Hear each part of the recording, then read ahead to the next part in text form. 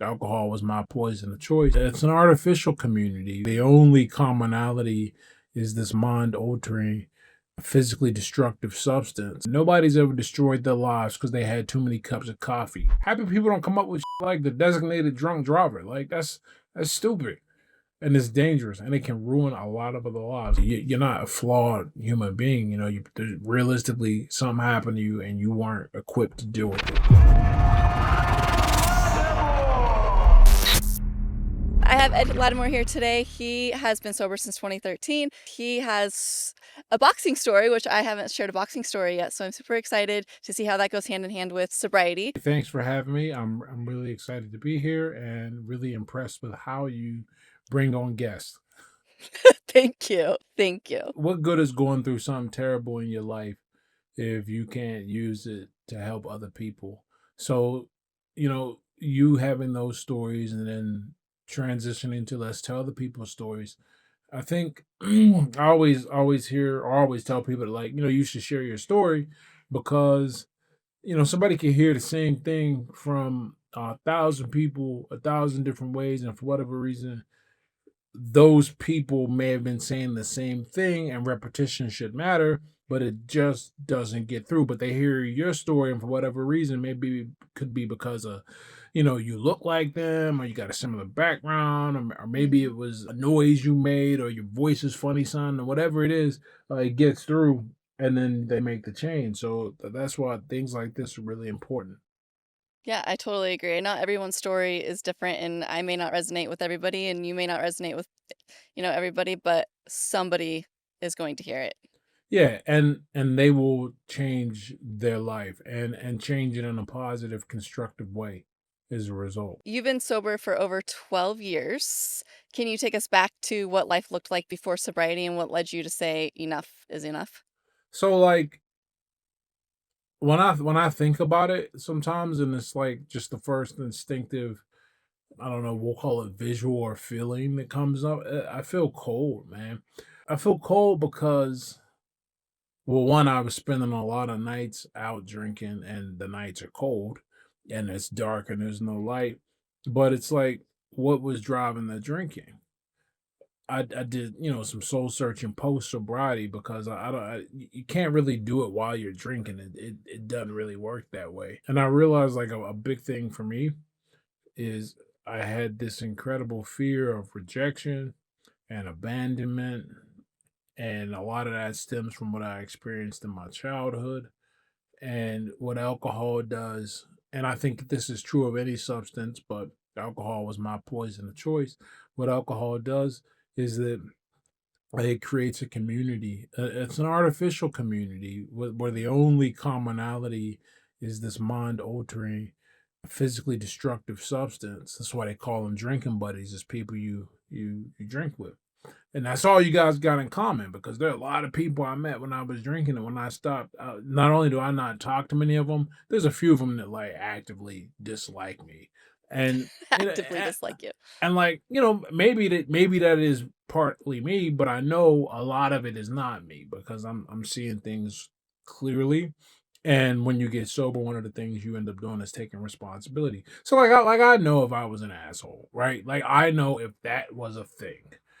And some of those people, I can chalk it up to us perhaps having differences that could only manifest when we weren't sloshed over a pint or something like that.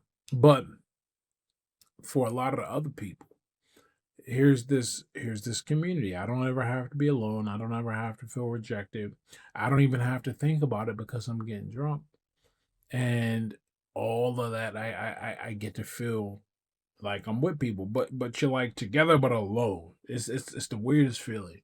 Uh, you don't really connect with nobody. You don't really. You're not even in your right mind to connect with anybody either. But it creates this illusion that you're accepted. And for me, that's what a lot of life was like. And then to maintain that feeling, because it's addictive, and it's worse than addictive. It's a feeling of void.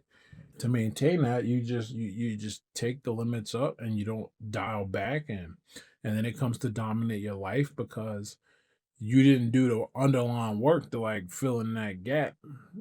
This thing is doing it, and now you don't even know how to function really without it.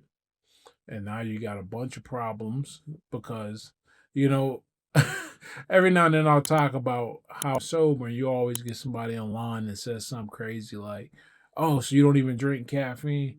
I'm like, okay, let's pause here for a minute. Nobody's ever destroyed their lives because they had too many cups of coffee. Like Thank you. that's not how it works. In the purest definition of the word, sure, you win, Pete, but like it's not what the problem really is. So you can like get hooked on any number of things. Not all of them are going to be harmful. Some of them actually are going to be for the most part, the benefit will exceed the cost. But with alcohol, that's just not the case. You can't even drive while you do it, and your ability to talk and read body language and just be aware of the people you're around goes to hell, and that puts a lot of strain on relationships. And before you know it, you go from this artificial connection that is tenuous, but it's there, to like losing all real connection, some of which you had outside of alcohol because of your behavior under the influence of alcohol. I love that you mentioned the coffee thing because I get a lot of people that comment, "Well, you still drink coffee." Okay, Oh, well, I've asked my doctor about it. Like, there's more benefits to drinking coffee than there is alcohol. quite a lot. Like it's not even the same category.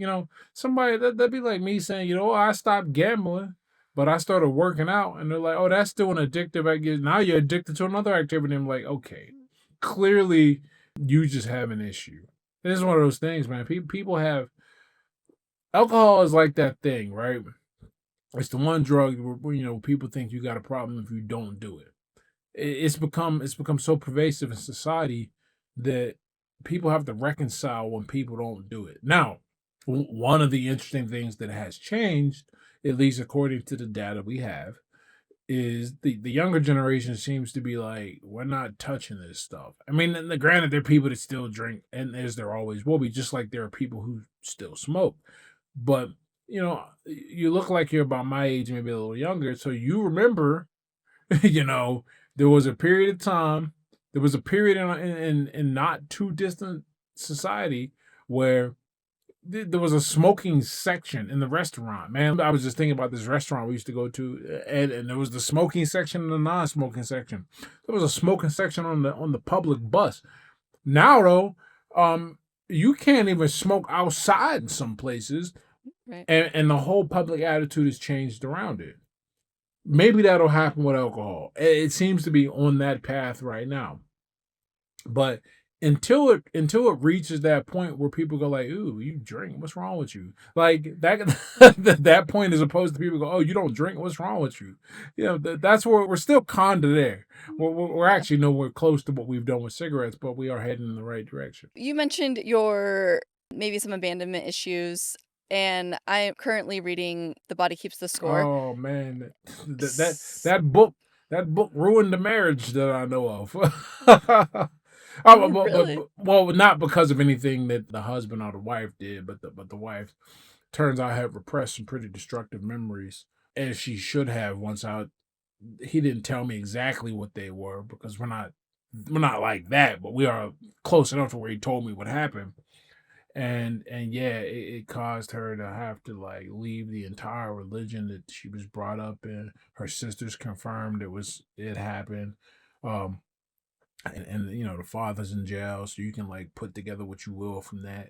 But it all started because of that book, and it brought back. It's actually the one book I am terrified to read Really? because because you know I know what I remember from my Yep. childhood, and boy, oh boy, there's a lot of unpleasant stuff. In fact, in the book, somebody asked me in another interview what was the hardest chapter of the book to write. And without missing a beat, the first chapter where I talk about the first half of my early childhood.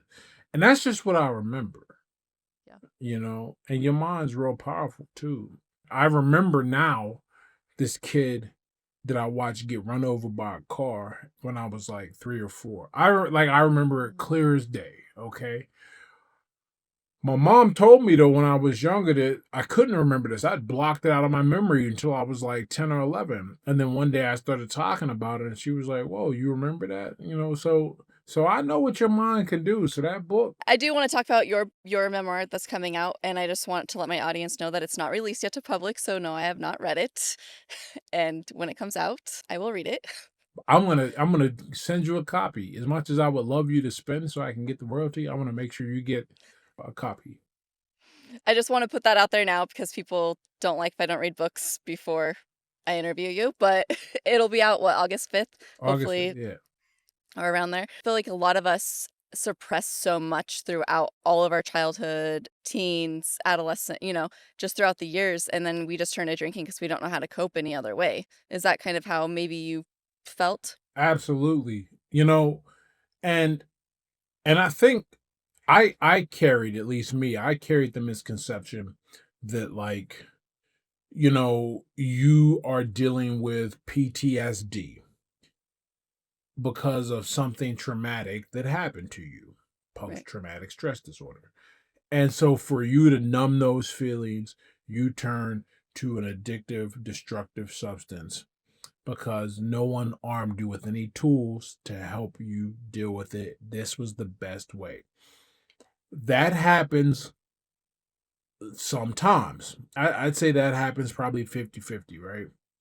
And that's a really clear line, so it's easy for us to follow.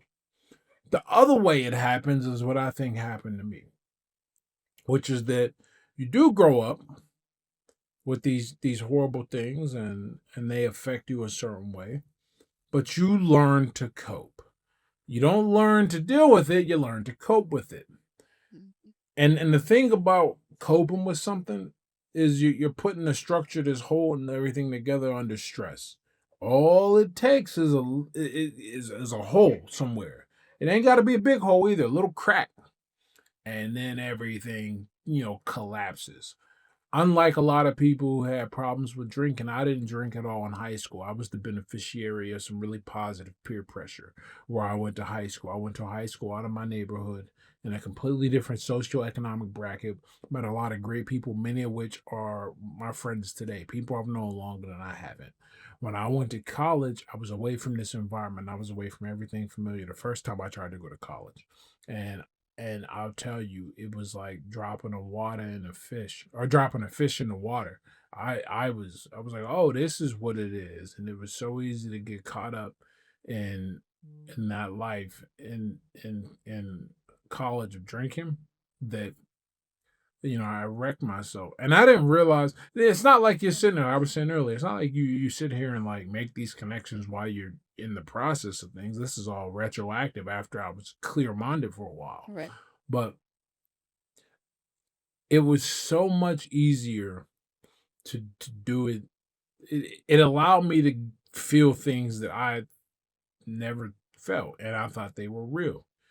I felt a community. I felt accepted. I felt confident. I felt cool, right? What's that old thing, that liquid courage? That liquid courage is only appealing if you don't have real courage, right? If you don't have real Right. confidence. And I was like, oh, I don't need that. Nah, I need it. It's always a drink. It's always a reason to drink. You can always find something when you rely on alcohol to make you feel complete, which is what happened in my instance, in my situation. So yeah, I wasn't coping in the sense that this was my traumatic experience I was trying to block out or medicate. I was overall trying to just feel like I belonged. Was there something that made you feel like you didn't belong? Tons of things. We go back to when I'm much younger. My father's not around. Now I'm not the kid that didn't know his dad. I knew my dad. I didn't know him very well. But he came around maybe once or twice a year. I even lived with him over a summer, but he worked and we didn't really talk or do anything. When I think about what I'm left with from my dad, there's no instruction, no bonding moments. I sometimes question if my father ever told me he loved me. Because now I'm 40. My dad died when he was 18, when I was 18. So I don't know. I can't remember. He's not around. I live with my mom, but my mom is as I got older, I started to really believe that my mom, at best, just resented me for a lot of reasons, and then some of the things she did didn't disprove that. You know, one of the most stressful things I dealt with as a young adult, I was no longer living with her. There was this girl I was seeing, and she gets pregnant, and I thought she got pregnant by her ex boyfriend. Turns out it was a guy at work, but she was sleeping with all of us. After it came out that the kid was not mine, my mom still moved her into the house to stay with her, and took these pictures like we were a family, knowing that there's this strained relationship. And then she had the nerve to ask me. She said, "Hey, are you not coming around because such and such?" I'm not going to say the girl's name, because such and such lives here. And I'm like, "What do you think?" You know, this is the same person that told me, like, the week after I lost my first professional fight. She goes, "You made me some money. I bet against you because I knew you were going to lose." And I'm like, "What is wrong with you? Why would, like, and you know, it stole money from me and stuff like that." So Mm. those are like the post childhood events. We don't even get into the childhood stuff, and the beatings, and you know, my mom's favorite way to communicate was she yelled and swore a lot along with the hitting, and you grow up thinking this is normal. You know, Mm. what we you know, I'm born in '85, so you know, it wasn't like it is now. You know, now my mom would almost certainly have been arrested for the way she treated me, but she was aware of that. You know, the CYA, we used to, you know, CYA, CYF, just depending on where you at, which one they are, CPF. But I'd seen kids get picked up by them for similar behaviors and stuff like that. You know, my mom's the reason. Not I should have got stitches. I got a pretty bad cut over my left one. She was bugging out and threw one of my boots at me, and it cut right in my eyebrow. I'm just telling these stories across the board to illustrate that I didn't grow up feeling like my mom really was there and accepted me. I think what kids have a big problem with, your parents say this, they love you, and Mm. you're told, you're supposed that your parents love you. I mean, why else would they have you? But when you break it down and look at the situation around you, what the actions show, you're left confused. And Right. I'm not confused anymore. I mean, she didn't agree with my perspective, and that's fine, because for her to agree with it would mean she'd have to admit she fucked up pretty badly. Um, but those two things right there, just the relationship at home, jacked me up in this regard. And then, you know, I go out into the neighborhood. I'm growing up in this public housing project where I didn't vibe and get along with a lot of people. So I fought a lot. Fought a lot in not in high school. High school is different, and we'll get to that. But in middle school and elementary school, fought a lot. Had to deal with a lot of teasing, a lot of just soft or hard excommunication, ostracization. So um that's that base. And I do go to this different high school. I meet these great people, but I'm an outsider, man. Like, like a big out. The only one from my neighborhood. The only one from the projects. A lot of my friends, socioeconomically middle or upper middle class, that I met in this high school. And to their credit, you know, and their parents' credit too, they really embraced me. But like, Mm. it's like you taking it's like you taking a stray dog, right? This only been abused and fed and neglected. You know, he gonna bite and snap. Now I didn't bite and snap at anybody, but he's not gonna really know what to do with all this. All of that combined, I think really made. I mean, fortunately, I've got other positive traits going for me, whether it be through genetics or chance encounters that gave me buffers to help me deal with that stuff. But it made me a just an easy target for a lot of addiction stuff. Now, fortunately for me, I was terrified of the hard drugs because I grew up watching people use them, grew up watching people sell them. I seen how destructive they were, and I wanted no parts of it. So fortunately, I never tried anything. I mean, I think I smoked weed a few times as a teenager, and even then, I was like, "This ain't for me. This is no good." But alcohol is that socially acceptable thing. It's Mhm. everywhere. It's Right. And it's funny because we always say the hard drugs, but alcohol almost like, once you research it enough, can be considered one of those hard drugs. It's funny you say that. There's this interview circulating around from Hunter Biden, his latest interview, and one of the things he says, he's like, about crack cocaine. He says, "Is it safer than alcohol? Probably." And that sounds nuts to someone not in the know.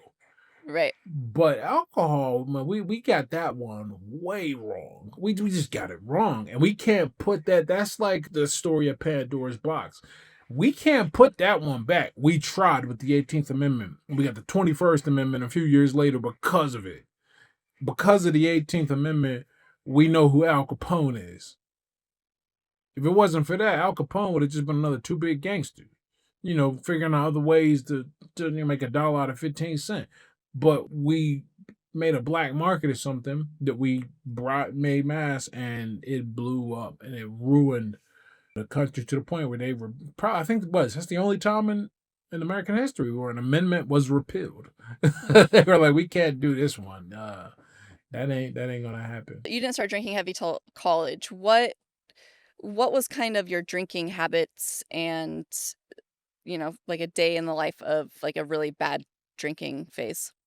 So there were two really bad phases. There was the first time I tried to go to college, and that would have been 18, like 20, because I failed out after 3 semesters. Actually, I didn't even fail out. I knew I was about to fail out, and I said, "You can't fire me." I quit. I dropped out. That So was me. so that first time, it was first. It starts with, like, you drink on Thursday, Friday, Saturday. Those are the days you drink. But on them days, man, you could get as blitzed as you want. It was just like the purge. And how all crime is legal for 24 hours. It was like all levels of intoxication illegal for 72 hours. It doesn't matter how drunk you are, whether the sun is up or the sun is down, you're good. But that wrecks you. And then on top of that, it bleeds over. Because once people know you down to party that way, there's a little get together on Tuesday, one on Wednesday. There was some day they had where you drink during the day. It's crazy. Okay. Then I was dating this girl for a little while whose dad was an alcoholic, and one of the things that for whatever reason is inside of me is an awareness of how my behavior affects other people when I'm not intoxicated. And so I decided that I was going to be sober. I was sober for like 3.5 years while I was dating her. Then when we broke up, like 22, like got right back on the wagon, and and then it got worse because now I can buy my own alcohol, walk right into the store, buy it, and then I find other ways to drink, and then you have a little more success, and you get some money. You always got money to buy your alcohol and drink, and it totally jacks your priorities up, which put my boxing career in danger multiple times because I'd either prioritize drinking over training, change training to drink, showed up to training one time after having some beers at lunch, pissed my coach way off. To this day, I actually still haven't seen my coach that angry about anything. And he dealt with a goddamn heroin addict in Paul Spatafora. You look that guy up. So like, you end up with a lot of drinking a lot of the time. And then I was drinking in between work, or drinking before I started work because I didn't like my job. And plus, I was like, I got to do this thing. I'm going to be drunk. I'll sober about a shift and drive home by the end of the shift. Then I worked at this cell phone store. There was a bar across the street. Go over there on lunch break and beforehand, get drinks. So it became this just part of the life, man. I was like, I'm going to just drink and make things more exciting. And you don't realize it at the time. I mean, maybe some people do. But for me, I was like, man, it's because I'm not happy. Happy people don't do crazy stuff like that. It's goofy. Good point. Happy people don't come up with shit like the designated drunk driver. Like that's stupid. And it's dangerous, and it can ruin a lot of other lives. And I'm fortunate. I remember the first time my wife and I went out of the country. It was together. It was my first time out of the country. Well, second time, but the first time I was so young. We drove into Canada, and Canada's one of those countries where, they don't play that shit. You can't drive into Canada. You can't go into Canada if you got a DUI. And I remember going into Canada, flashing my passport. At this point, I was probably 2 years into my sobriety, and I remember thinking, I am so lucky, just lucky, because I'd been pulled over before, probably four times, where the cops were well within their rights to alter my life. One time, in fact, I took a field sobriety test, and I took the test. I go there like, I go sit in the car, and I'm like, this is it. He comes back, and the cop says to me, no BS. He says, you're probably a little over the limit, so you need to hurry up and get home. And I was like, and that wasn't a sign that it was time to quit, but I was like, what do they say? You got to keep getting lucky every time you do something dumb. The cops only got to get lucky once, and I didn't take the lesson, but eventually I did. Mm. So in your upcoming memoir, so it's called The Hard Lessons from the Hurt Business. Yeah, boxing and Uh, the art of life is the subtitle. and so that blends your personal struggles with the world of boxing. So what inspired you to combine those two worlds into your story? Well, so funny story about the book. Just slightly off topic from sobriety, but not. I swear it comes full circle. When I pitched the book to my agent, he looked at it and he said, "This is not the book you should be writing." Initially, I wanted to write a book about how, just in the pure sense of the word, boxing by itself, all the aspects of it, how it changes your life. He said, look at your life. You need to write your story, your life. And he writes, but he doesn't really say it quite like that. He just says, that's not the book you need to write. He redoes my proposal, and I'm looking at the chapters, and I'm like, I don't quite see how this all fits together as a book, but whatever, because Penguin bought it. So I said, okay. And then I started writing. And when I first started writing it, I probably got 40,000 words down, and it was autobiographical up until, it was like from my birth up until my college years, the first time I went to college. And then I said, you know what? This is not the book they want. So I shelved that, started writing another book where it was more close to the idea that I initially had. All these different aspects of boxing and how they somewhat relate, not somewhat, but how they relate to my life. But there was a lot of research and studies brought in to argue my perspective and opinions and ideas. And it was time to submit the manuscript. And at the last minute before I submitted it, I combined both books. I just amended the Oh. new book to the old book. Within 36 hours, I'm getting text from my editor. This is great. This is the best thing I've read in a long time. This is going to do great. This is awesome. And then crickets, because he got to the second part. And once we had our meeting and I got the notes, but before we got the notes back, I realized, oh, I'm just supposed to write a memoir.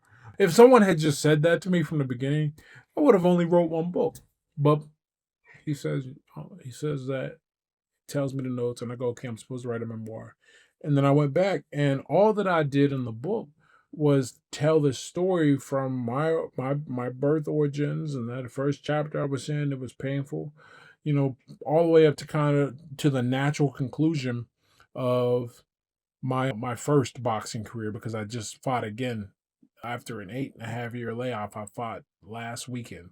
So, and in that story, it's like, okay, what's like the main arc and the main idea here? And one of those problems, though, the antagonist, so to speak, is my addiction with alcohol and my struggles with alcohol and how I overcame that and what I had to do. Tell us about your relationship with boxing. Oh man, boxing my cousin asked me one time, he's like, yo, I want to get into boxing. And I'm like, are you sure about this? He's like, yeah, yeah. He's like, well, let me describe it to you. Boxing is like dating a really, really hot girl. And but she treats you like shit all the time. And finally you're like, I'm done. I'm leaving. This is it. And then she goes, "Oh no, I'm sorry. I love you," and cooks you your favorite meal. And you're like, maybe this ain't so bad. And this continues for years on end until there's nothing left of your sanity and you start gaslighting yourself. That's what boxing is like. That's my relationship with the sport. With that out the way, no, in all seriousness, boxing there are a lot of terrible things about boxing. Largely the fact that you got to get hit a lot to do well, even if even the most defensive boxer in the world, statistically, Floyd Mayweather, makes his opponents miss about 83% of the time. Mm. That's still one in every six punches that are thrown. The average is like 32. But boxing is a really great place though, because if you let boxing do its job, which is to make you into the most physically, mentally, and emotionally capable individual you can be through physical feedback, through mental training, through emotional testing, you just become a better version of yourself. You got to let boxing burn away your impurities. That's what it really was for me because I couldn't. There came a point in my career where I had to make a decision, and this is one of the things that I think about or I thought about when I was on my sobriety day. What pushed me over the edge finally. You can have a lot of alcohol in your life, or you can have a lot of success in boxing. You're not going to have both, not for very long at least. And I said, if I mess this boxing thing up, I want to know that I went as far as I could go, and it wasn't in spite of alcohol, or alcohol had nothing to do with it. And by this point in my life, after several failed attempts to quit drinking, I had realized that it just had no place and it wasn't going to make me better. And on top of that, it might put my entire career at risk because of something that happens outside the ring. But Okay. but boxing really is, boxing saved me in so many ways. And it all started because somebody called me out on my BS. You know, that girl I was saying that I dated, whose father was an alcoholic. Um, well, while I was dating her, we spent a lot of time together after I dropped out and moved home. But I was mad about stuff. I didn't realize I was mad, but I definitely was. One of those things I was mad about was my failure in college. And I would Mm. tell everybody who would listen that college is a waste of time. And I would list all these people that were like super successful without going to college and have these arguments with people. And one of those people I'd have an argument was her mother, who was also a professor of biology at a university. And so one day she finally says to me, she's like, "All right, let's pretend you're right. That college is a waste of time. But why don't you tell me what you've done with your life over the past 4 years besides show up at my house and eat my food?" And then she threw me out.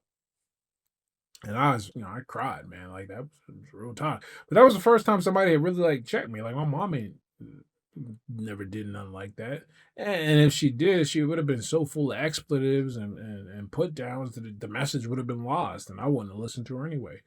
But when she did that, I was like, all right, you're right. I got to find something. I've not dedicated my life to anything at all. If I die today, all people want to know is that I played football in high school and I drank afterwards.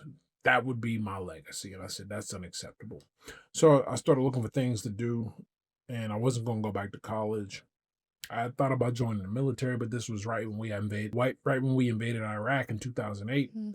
Now, I wanted to change my life, but not that bad.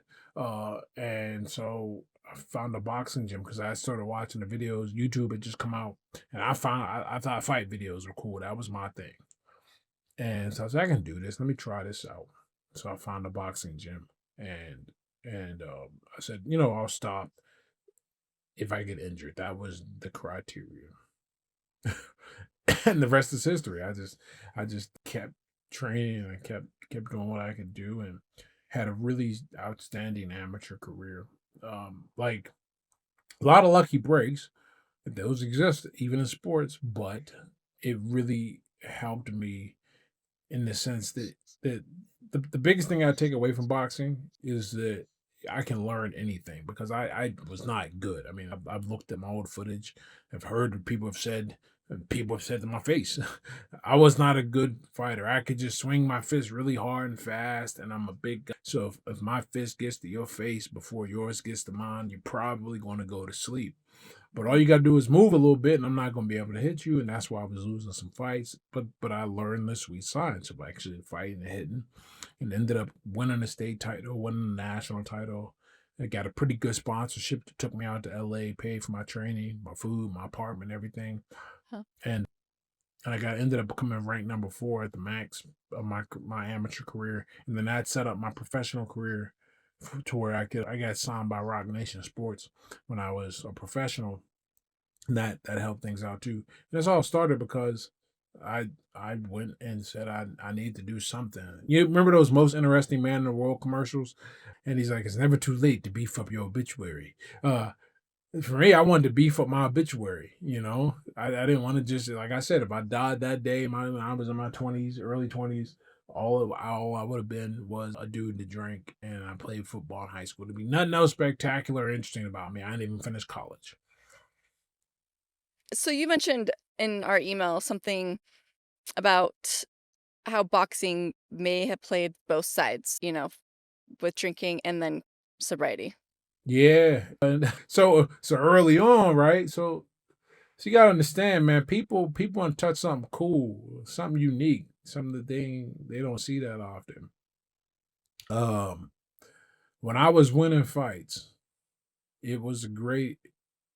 It was a great. First off, I lived. I'm at this point 23, 24, 25 in that age range because then I moved to LA and then I moved back and then got sober and all that, right?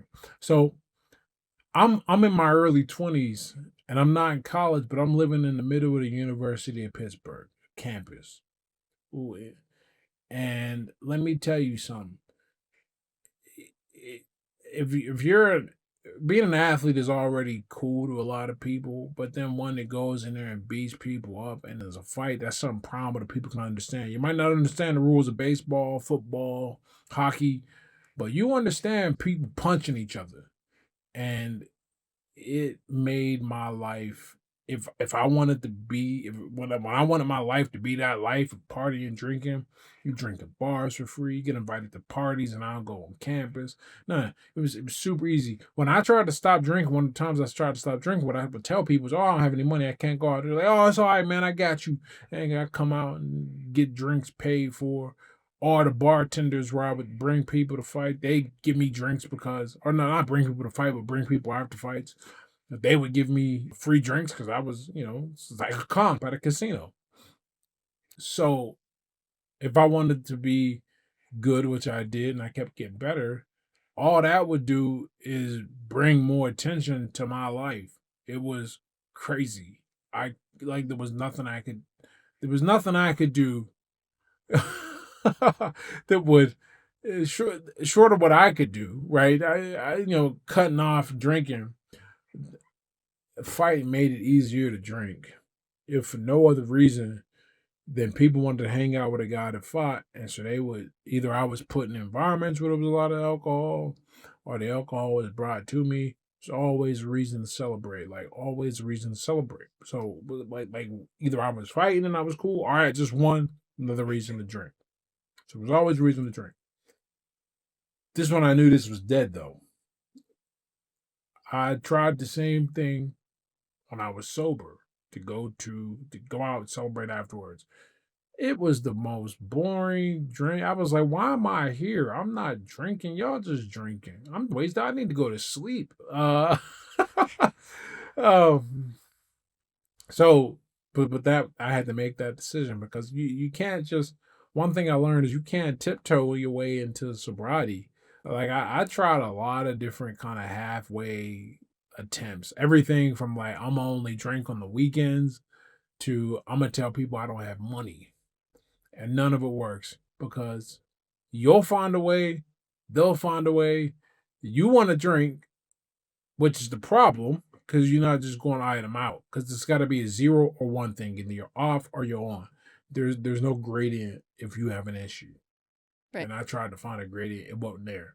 Funny story about that though. One of those times where I was like doing five, 5 off, 2 on, and 2 was really on, turned into 3 because I had to recover or there was a party or something like that. First date of my wife was on one of those sober days, and then the next day was too. And then I realized I in 12 years this December she has never seen me drunk, and I am Wow. convinced that has something to do with everything. If certainly a central tenet and us keep going, like, I think I'm an interesting, cool guy, but you can ruin and undo a lot of that with the behavior you have under the influence. I had done it before. I'd ruined relationships. Right. But not drinking around her is great. Like, it really was great, and I'm happy that I made the decision right at the right time. Many people assume that you need to hit, a traditional rock bottom before getting sober. Do you believe that's true? Or do you think it's more about hitting a personal emotional bottom? I think they're the same thing because rock bottom is relative. If you like, if you work in a dead end job and you get used to that, what's the rock bottom? Losing that job? Is it that bad? Right? Or there's actually a great study about this, and I'll dive into it, where they look at how poverty affects people.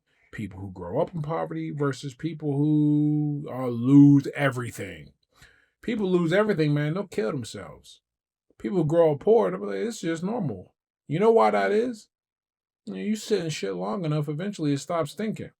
Not only does it stop thinking, you start thinking, things that smell nice smell terrible because it's different from what you know. Everybody has to hit a point, though, where enough is enough. The problem, in my experience observing this in other people, the problem is that the lower your baseline is, the lower that point tends to be relative to society. Like I was saying, like if you already out there being a fool in life and you got previous arrests and all that, where's your rock bottom? Like you've lowered the floor. Not only have you lowered it, you've made it easier to like you're sitting on it. So how bad can it get for you, really? It's not much to lose. When you raise the quality of your life, that's another way to do it. And I guess now that I'm talking through this, that's very similar to what happened to me.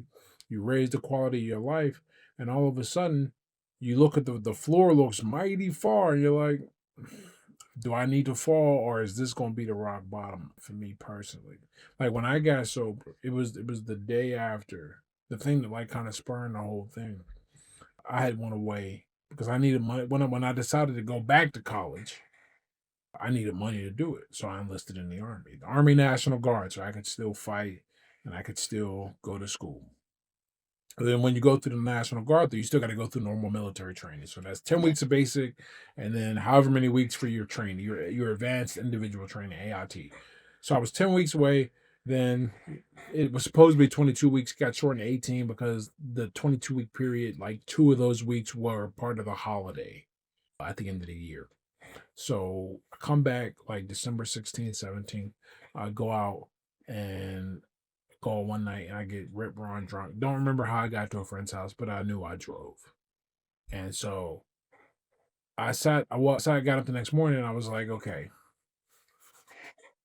what are we doing? I've got my professional career just started as a boxer. I'm now part of the military, which means that not only am I subject to like the standard judicial code, but the Uniform Code of Military Justice. I just started school and I'm committed to making this thing work. And I had just started seriously dating Anna. She like came down to see me graduate from basic. She had drove down to Richmond, Virginia, where my AIT was, so we could spend Thanksgiving together. And she don't really know me that well yet, but she for whatever reason, I guess the stars were talking to her. I'm the one for her. Now we're here and our son's running around somewhere. My sister's here with him. But point is, now I had like all of this stuff that made me feel like I had a chance at being a respectable person, and I didn't want to mess that up. So that was so. By raising the standard of my life, my floor started to look really far, and I was like, okay, that's the rock bottom. I don't need to get any closer to that ever again because now I got stuff to lose. I don't want to lose. I feel like people forget that there's more under those rocks.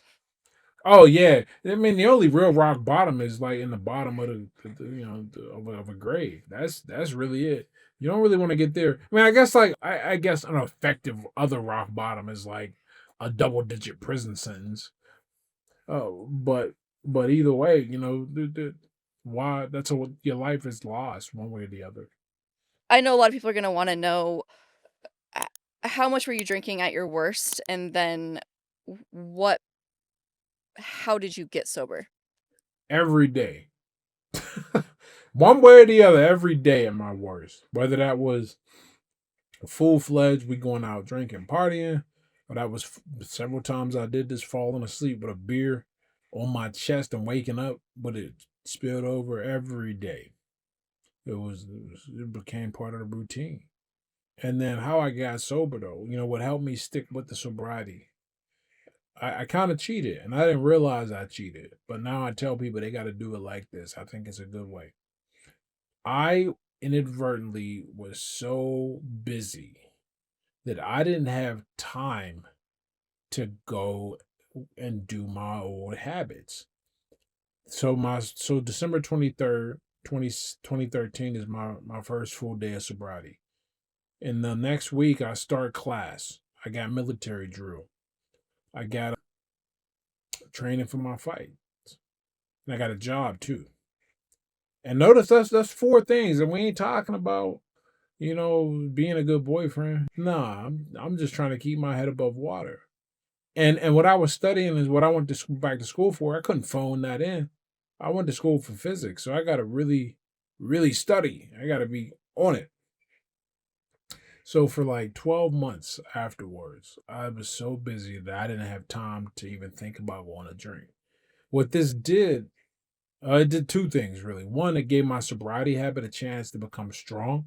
I really think sobriety is a habit the same way that alcoholism can become a habit. Mm. And then I didn't just remove drinking. I replaced it with something else. And that something else really helped me not think about it, not want to go do it. And that something else also brought me something that I think I had been seeking. We talked about earlier. It brought me respect because we rewind back. I had spent that 6 month period away in the military, no alcohol whatsoever. That was the first time in my life, my adult life at least, that I made real friendships, connections, and bonds with people not in the influence of alcohol. And because when I enlisted, I was 28. A lot of the people I was interacting with, they were like fresh out of high school. They're treating me kind of like a mentor figure. And that gives me some real like respect. Makes me feel respected. Makes me feel like I have a purpose. I belong. Accepted. That thing I was looking for with the alcohol before. I got that. And I didn't want to lose it. I didn't want to ruin it.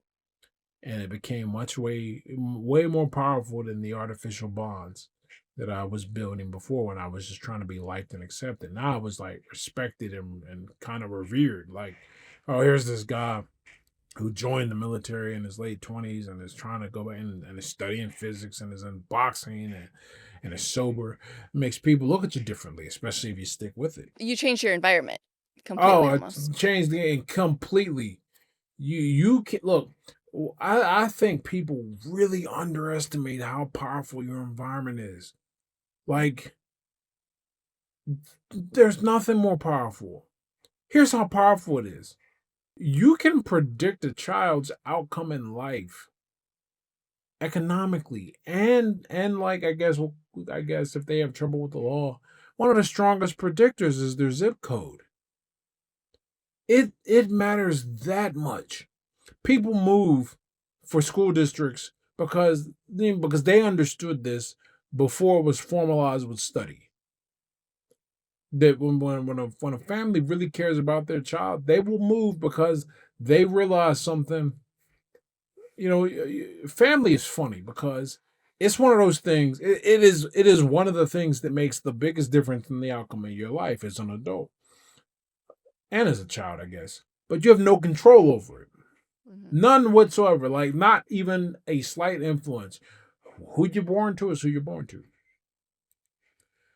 And if your family's messed up, it can set you back in ways that are sometimes impossible to recover from. But if you have a great family, and it doesn't matter what your environment is, but if you have a great family, that can be undone by the people you spend time around as a teenager. All the hard work and the love and the support, That can be undone by a stupid decision you make as a teenager or as a young adult. So really the best combination is a good family and a good zip code or a good environment. That's how powerful that is. That same principle can apply when you're an adult. You can choose the environment you want to be in.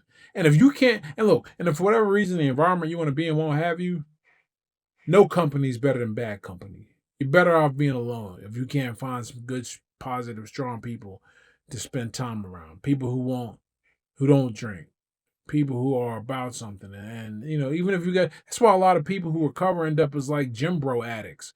Because look, if there's, you can say whatever you want about fitness heads, meat heads, them guys get after it when they care about other bodies and it's visible. And there's a certain level of visceral response that people have to like the way you change your body that you can't get. And I don't care how much money you have, it ain't there. If you're born natural, beautiful, great. What'd you do with the body though? That is right there for people to see. And so I think it's interesting that a lot of people who are in recovery end up becoming fitness junkies because it's a positive group Yeah. by default. Now there might be some scumbags in there, but if we just talk about that workout life and being about something, you can't do anything better. But Yep. that's how powerful the environment and the people you spend time around are. We moved out of our environment to a new environment so we could raise our kids in a better environment. It makes all the difference in the world because what happens, they got this great chart to demonstrate this, and when you see it visually, you're like, whoa. From the 10 year you spend all this time, like all the time, really, with your child when they first arrive in this world in the first few years. But right around, and it decreases, but the mix is still more family than anything else till about 10 years old. And then it inverts. And by the time they're 14, they're spending like 80 to 90% of the time with people not in their family. You cannot control that. You cannot control their friends. And if you try to, you're going to end up with more problems than you tried to avoid. So you do the next best thing. You limit the amount of friends they can have by the surroundings you put them in. You joined the Army National Guard at 28. Thanks for your service. My husband was Army National Guard. Awesome. Deployed twice, Iraq and Afghanistan. Oh, that'll But happen. They tell you one week in a month, 2 weeks a year, and all of a sudden you get deployment orders, and you're like, ain't this a bitch? yeah, well, he volunteered for his first one, and then his unit went with the second time he went. Between like changing that environment, joining the National Guard and boxing and meeting your now wife, or do you think those all three played a huge part in your sobriety? Huge role. Look, it's weird because she was the last piece. Chronologically, she was the last piece and the one that pushed everything over the edge. But her contribution is outsized. To the other ones. Because not only, you meet someone that can really make you want to be a better person. If you got any type of decency in your heart, I believe this. Because one of the things I said, this is a really nice girl. I don't want to expose her to the worst parts of me. If it doesn't work out, I want it to not work out because we don't get along, not because I said or did something under the influence that ain't really me, but I can't take it back because it was me that did it. Right. Okay.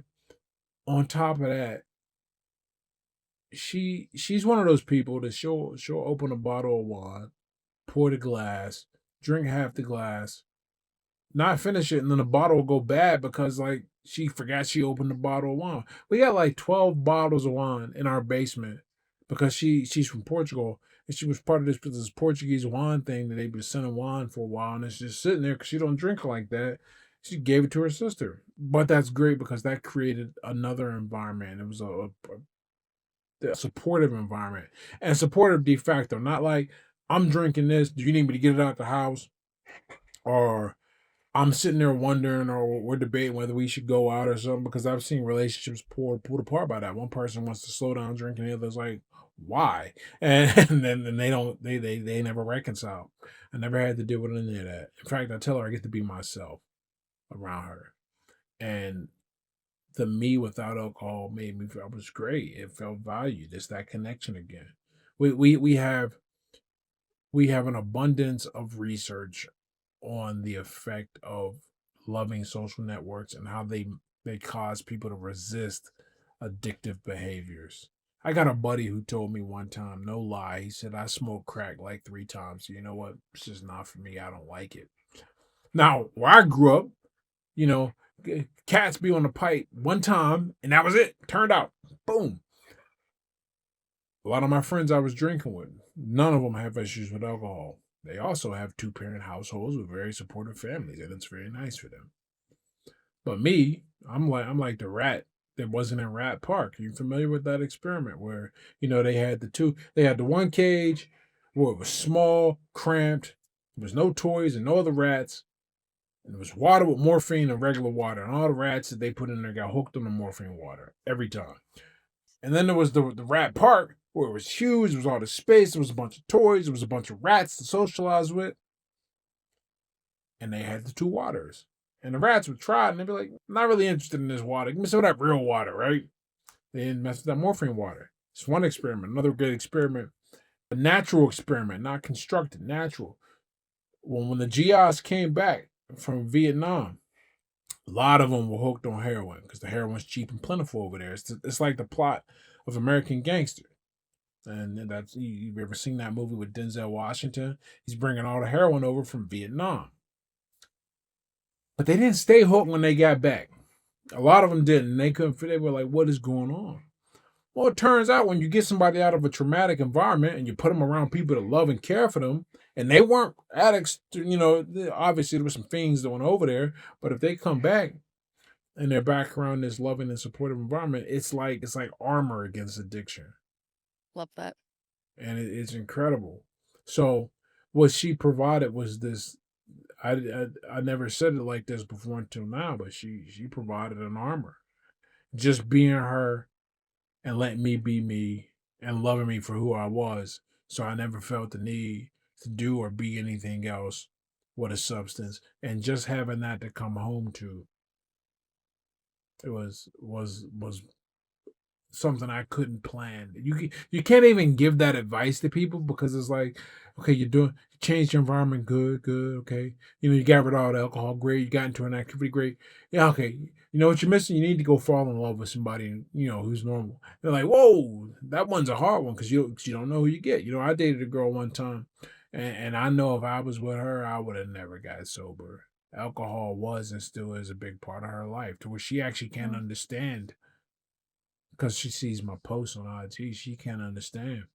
Doesn't think I was an alcoholic. Isn't that funny? People you drink with, they don't ever see it because if they see it and they drank with you, they gotta reach one or two conclusions, neither of which is pretty. One, they enabled you to destroy yourself, or two, they're also alcoholics because they were drinking with you. So I always tell people, don't ask your friends. If you drink with people, don't ask them if you got a problem because you'll get an answer that is not conducive. It might be one you like no, ain't nothing wrong with you. Like that's what happened to me. I asked one of my good friends.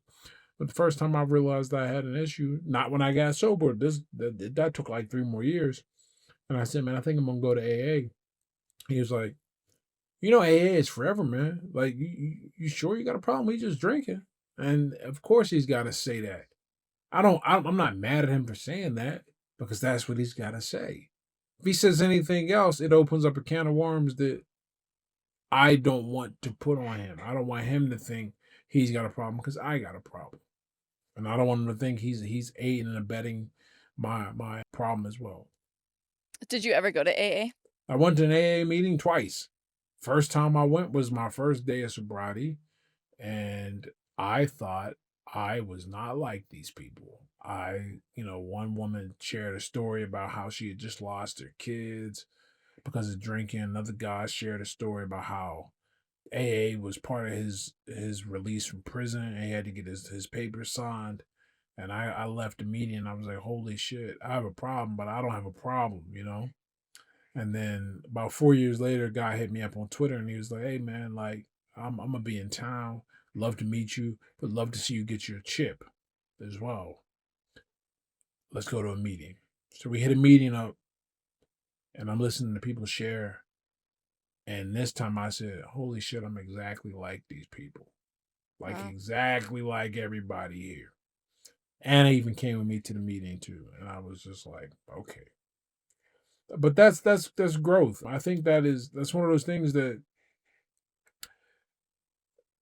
you know, if for a person, what's the first step, right? You got to admit you're powerless over alcohol.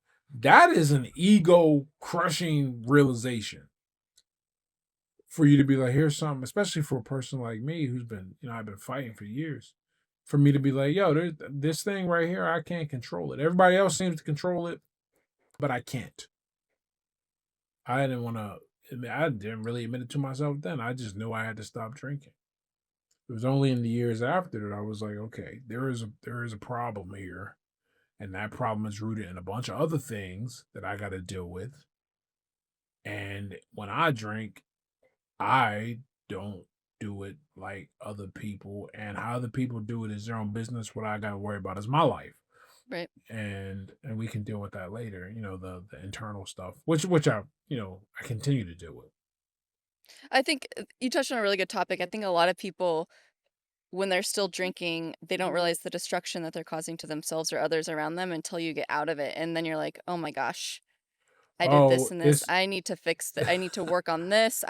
You don't realize it until you're out of it. You're just so naive to it.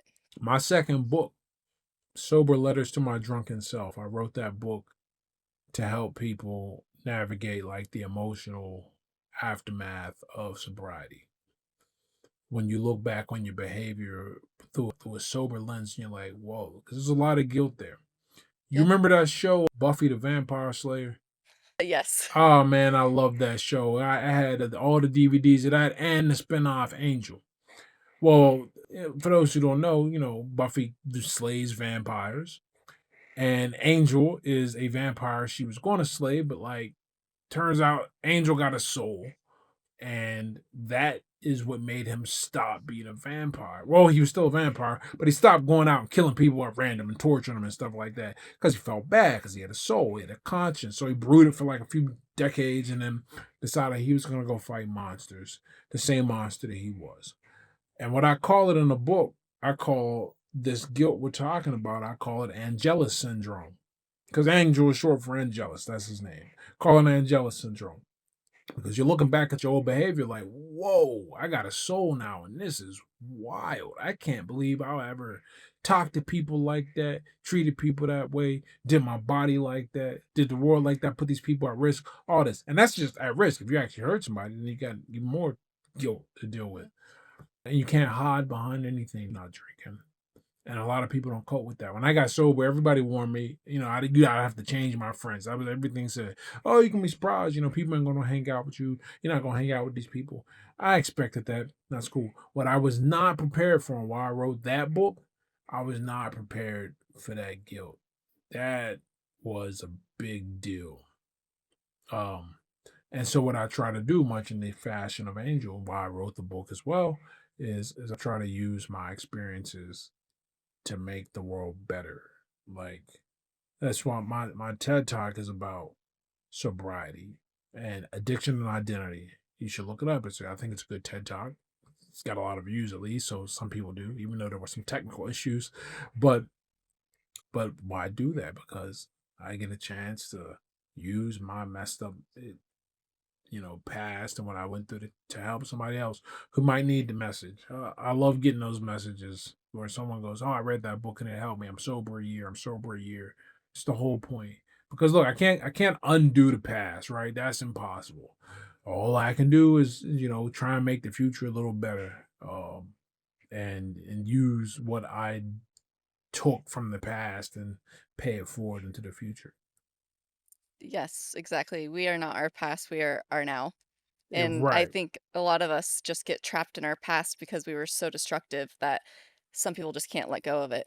It's impossible to. When I was writing that book, the sober letters one, I must have wrote like 5 people apologizing for my behavior.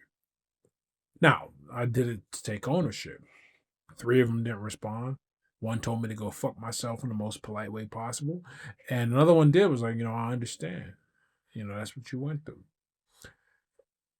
And every now and then I think about apologizing to those people again when I think about it and feel bad.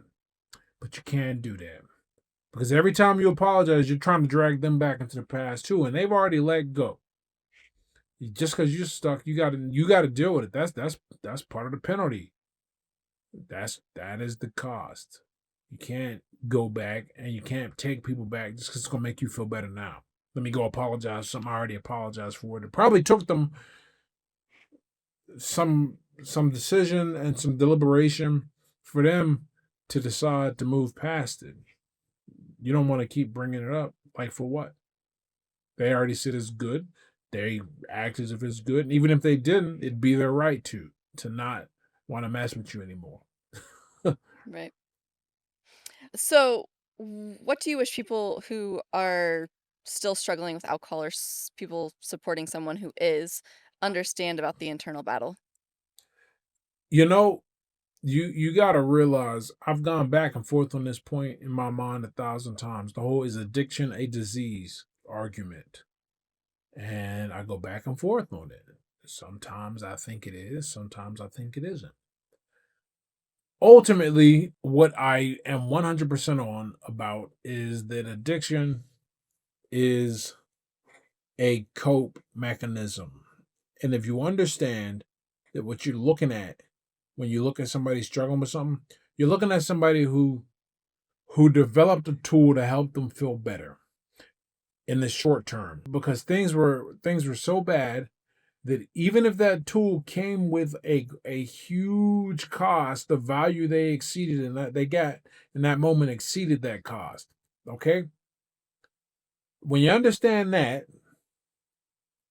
or if you're dealing with it, when you understand that you got there because of that, it's that's going to make a world of difference in how you approach yourself and people. And for people struggling, you got to give yourself some grace because that making that decision was likely something you didn't consciously do. Even though obviously there's like you constantly, you picked up the bottle and you drank, whatever. That's you. But why did you do it? And you're not going to be able to answer that. And no matter how well you think you know yourself, you're not going to be able to answer it until you got some clarity. And that clarity can only come from like you force change your environment, stay sober for a while, and see what happens. But just know that you're not a flawed human being. Realistically, something happened to you and you weren't equipped to deal with it. Same with people dealing with somebody with addiction. Understand that this person is dealing with something. Now, with that said, this is specific. I mean, I guess both sides, the people struggling and the people who are dealing with people struggling. But you got to understand, if I get behind the wheel drinking and I kill somebody, and I'm in front of the judge and I explain to the judge, you gotta understand, judge, my mom whooped my ass like no other when I was a kid. She had abusive boyfriends around. I had all these issues. You gotta let me go. The judge was like, you out of your mind. You should have done something about that before you went too far. Everybody's got a breaking point, and Right. just because somebody got a problem and you sympathize with them and you understand it, if they're not going to do what it takes to get that under control, you got to get out of the collateral damage range. You can't be part of the fallout, and that's an unfortunate part. So yeah, so you got to take responsibility too if you have an issue. That would be, if I'll put a bow on it, you got to take responsibility if you have an issue. And for the people who love you, you got to take responsibility too, because there will come a point if a person does not get it together, there will come a real point where you got to decide: Am I going to go down on the ship, or am I going to let the ship go? Either way, the ship's going down. Let's get that on. Either way, the ship's going down, and the captain's probably going to drown. Question is, are you going to go drown? What are you? It's time to bail out, and that's a hard choice for some people, but that's the reality. So you got to be humanistic, but you got to be realistic too. One of the things that really changed my opinion, about something just in this regard, a short story.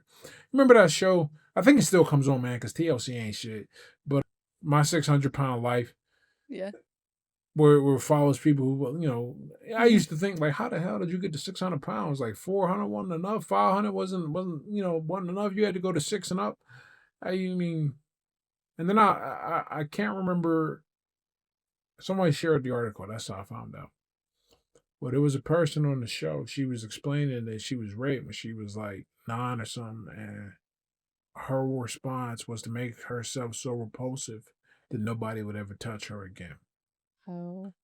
And that completely changed how I look at anybody. First, it changed how I look at a lot of, I'm not saying all fat people dealing with trauma, but what I am saying is you don't know what somebody's dealing with. So the external, you can't, you really shouldn't judge, like, Right.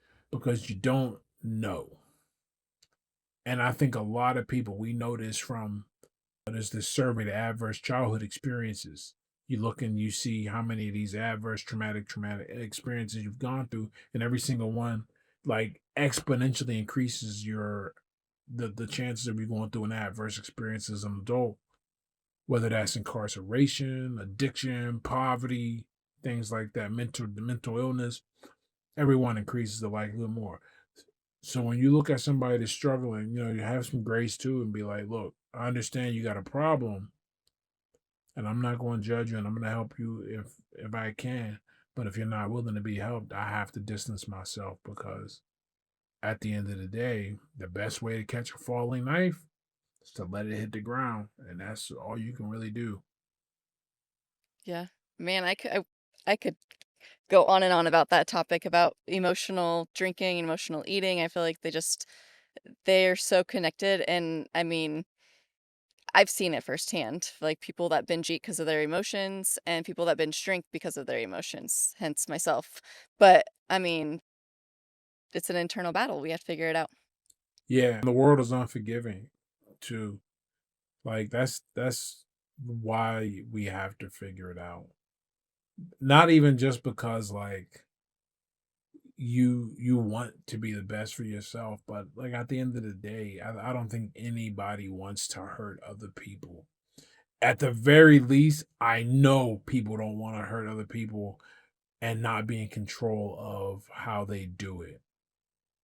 And so you wanna make sure that if you got something lurking underneath the surface, you wanna deal with that thing, because alcohol takes the gate all the way off, and then you got to deal with a monster.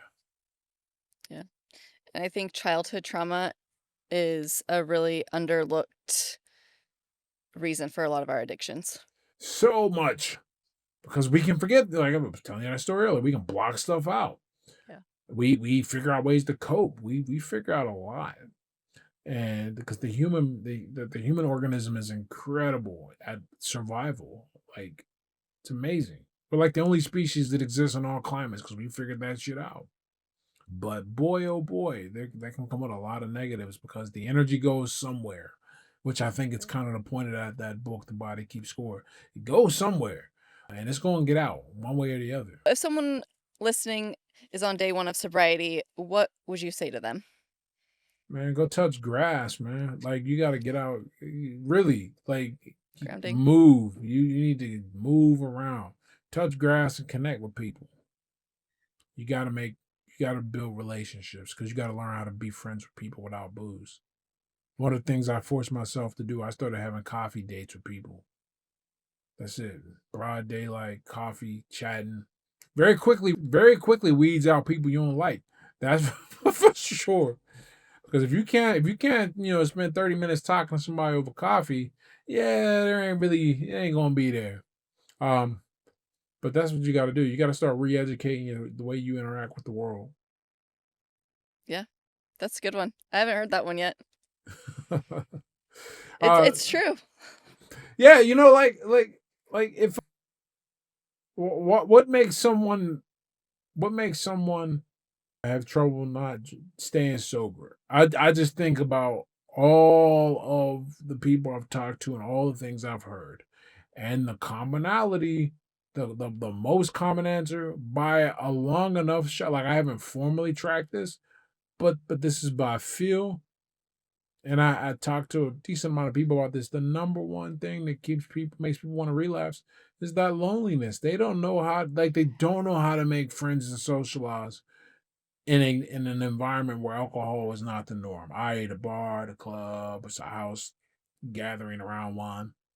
Yeah. Once you once you can do that and have the confidence to do it, you you eliminate one of the main reasons why people go back to drinking.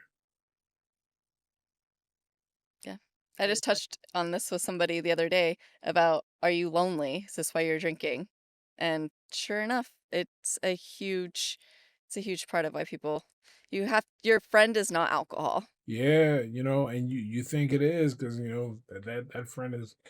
It just becomes so normalized and it's so accessible and I know guys, the drink to unwind at the end of the day, and it's like, nah, man, like you gotta find something, and if you can make that something be a connection with another person, you have a really good chance of conquering it. Like way better. Like the odds are in your favor. Yeah, I love that. Where can everybody find you? So the great news, for me at least, not for the next guy with my name, is that I'm Ed Latimore everywhere. My website is edlatimore.com. My Instagram is Ed Latimore. Twitter's Ed Latimore.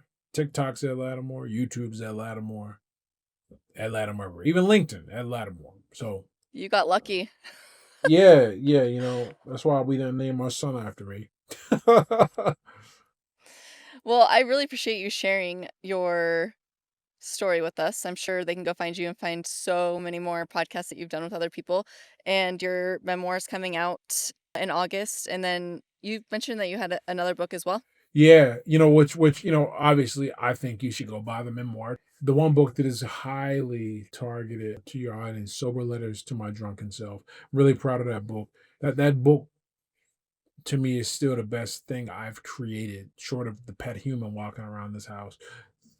Easily the best thing I put out in the world and the most effective, helpful product. And I think everyone who has an issue or knows someone with an issue with alcohol should read it. Anything that can help, anything that can read and resonate, or, one day just help click, I don't want to drink anymore into our mindsets. I mean, you got to do what you got to do. Yeah, look, your life will never become worse not drinking. Like it just doesn't work that way. like Yeah. like no one's ever been like, man, I really regret getting sober. It's time to drink again. Doesn't really work. No, you'll never hear that. So one should make the necessary steps if they need to make them. Thank you for being here. I really appreciate it. And I mean, I would love to dive in on so many topics that we touched on today. Yeah, it was a great conversation. I'm always grateful when someone brings me on their platform. I don't take that lightly. Well, and as for those of you that are watching, I throw the link out there so people can share their story. And like Ed mentioned, I am not very good at vetting people because I just want people to come on as authentic as they possibly can. And if you have a story that's going to change somebody's life, I want you to be able to share. There you go. Let's hope I change some lives. Yes. And if I can't do that, I hope I don't make any worse. Definitely won't make it any worse.